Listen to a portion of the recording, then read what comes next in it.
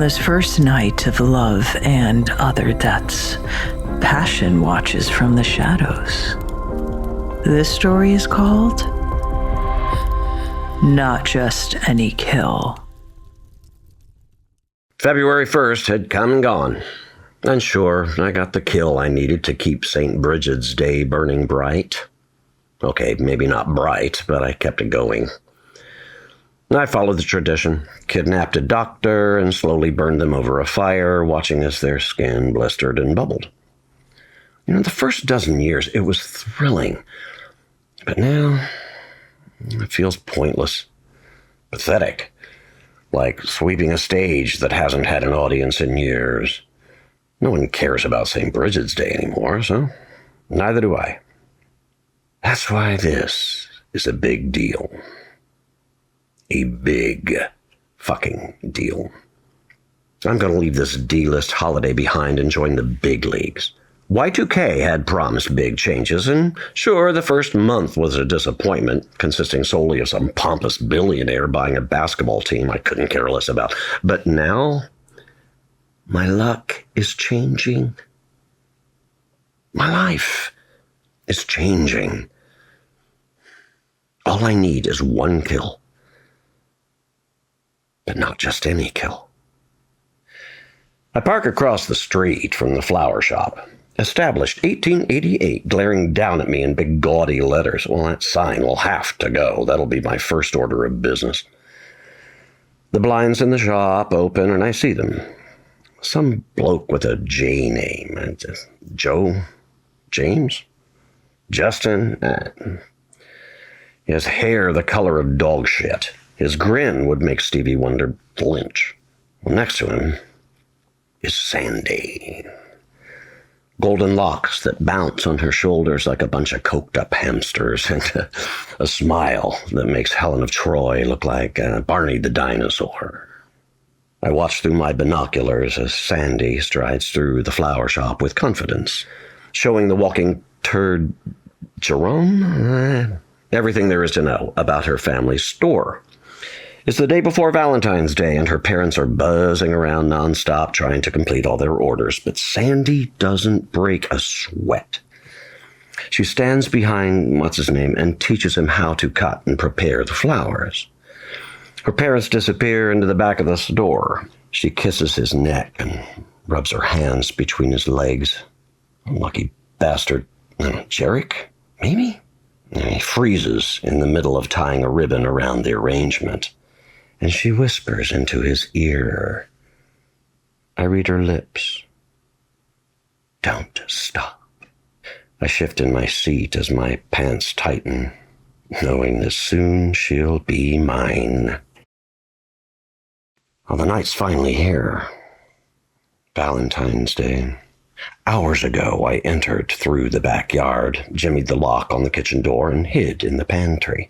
It's uncomfortable as all hell, but worth it. I hear the front door unlock. Sandy's laughing as they come in. The door latches, and they go quiet. For 5 seconds. 10. Fuck, did I give myself away somehow? Is that man with a name as memorable as Beige calling the cops? Then I hear Sandy's voice in the living room. No, not here. A moment later, they're in the kitchen. Through the slats from the pantry door, I watch them slowly, methodically remove each other's clothes. He steps back and takes in her form. The soft curves of her hips. The way her chest rises and falls with anticipation. Enjoy it while you can, Jiminy Cricket. Soon those curves will be mine. Sandy pulls him towards her, and they melt into each other, becoming a mass of caressing limbs and glistening sweat. She braces herself against the counter with her clenched fist as she trembles. I admit she's putting on a good show. But I know who she really wants. She grips him tightly as she lets out a throaty, "Oh, don't stop." I can't hold back anymore. I need to go out there and kill this motherfucker. I want to say Jackson. I'll pass this test, and finally she'll be mine. I slip off my shoes, having learned long ago that slip-ons are the key to success in my particular profession.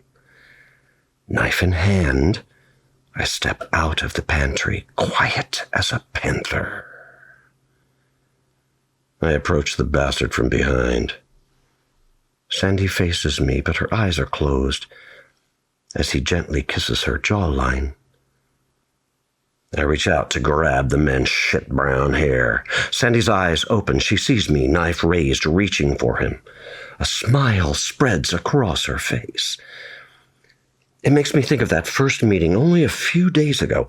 We met at Mac's all-night deli and pasta bar, just like she requested. I'm not a big fan of anyone telling me what to do, but when the heiress of the Valentine's Day family calls, even I know you fucking answer. As I sat down, she sniffed at my shirt. What's that smell? I tucked my sleeve into my jacket with a self-conscious shrug. Burning flesh. Don't worry about it. In the blink of an eye, she pulled my sleeve back and gave it a whiff like it was $100 glass of red wine. She moaned.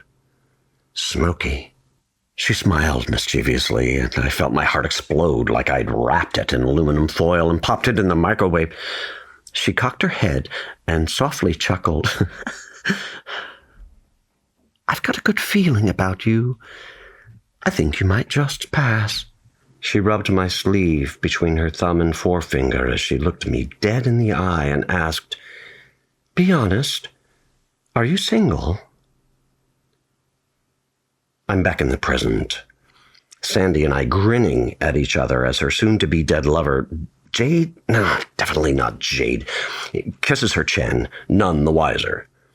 So I reach for Jebediah, my fingers an inch from his shit-brown hair, when several things happen at once. Sandy opens her clenched fist, revealing a switchblade. She yells, Now! Julius, the bastard, grabs the switchblade, spins around, and I stop moving. Why did I stop moving? Something drips onto my socks. Blood. Lots of fucking blood. And here's the problem. It's mine. The bastard, naked as the day he was named J. Jonah Jameson, grabs my head. The kitchen counter comes hurtling into my field of vision. I wake up with a killer headache. My vision's so fucked up, it's like the world's upside down. Oh, wait. I'm upside down.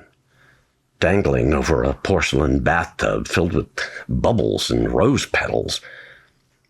Sandy looks up at me from the bath, a wicked grin on her face. Hello again, she says. There's no warmth in her voice. Not like when we met at the deli pasta bar and she offered me this test. This chance to prove myself and join the Valentine's Day family as her lover. Her husband. I taste rust in my mouth as drops of blood fall into the tub beneath me. Or is it above me? I'm too fucked up to tell. After a couple tries, I finally get out a coherent sentence. I don't understand. I thought this was a test. She cocks her head and squints like I've started to bore her. Oh, it was, she utters. But it was never yours to pass. You see, when I get married to a cold-blooded killer, it's going to be a cold-blooded killer I love, she scoffs. And I've never felt so small. I'll let Valentine's Day become as meaningless as St. Bridget's Day before I ever love you. A rough pair of hands spins me around. I face the man with shit-brown hair, my blood drying on his torso. He takes the switchblade and raises it to my throat. Sandy coos. Do it, Jack. Jack? Are you fucking kidding me? I couldn't remember the name Jack? I got bigger problems than my weak-ass memory. I feel a sharp pressure against my neck that quickly gives way as my skin breaks. He pushes the blade in slowly, relishing every second. Sandy bites her lip as she wraps her hand around Jack's muscular arm. She whispers to him, "Don't stop." There's warmth in her voice. Warmth that will never, ever be mine. Something slides down my forehead. I wonder if it's blood or a tear. As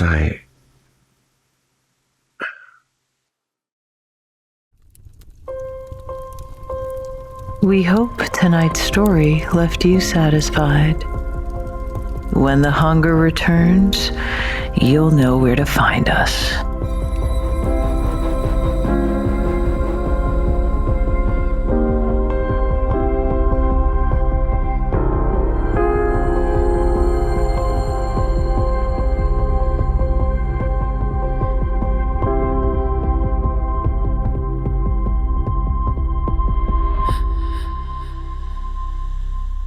You've been listening to Long Winter Nights, Love and Other Deaths, a horror story advent calendar.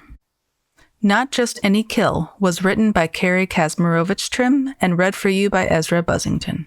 The music was composed by Adrian Prevost, with sound mix by Austin Chase. Video editing was done by Matt Hill and Cody Derr. The opening narration was read for you by Alba Albanese. Love and Other Deaths was produced by Matt Hill, Chelsea Sutton, Lisa Sanaye Dring, and Lyndsey Stogdill. Executive producer meriko borogove. Long Winter Nights was co-created by Matt Hill, Chelsea Sutton, and Lisa Sanaye Dring. Copyright 2026. To learn more about our team and where you can hear more of these tales, visit longwinternights.com.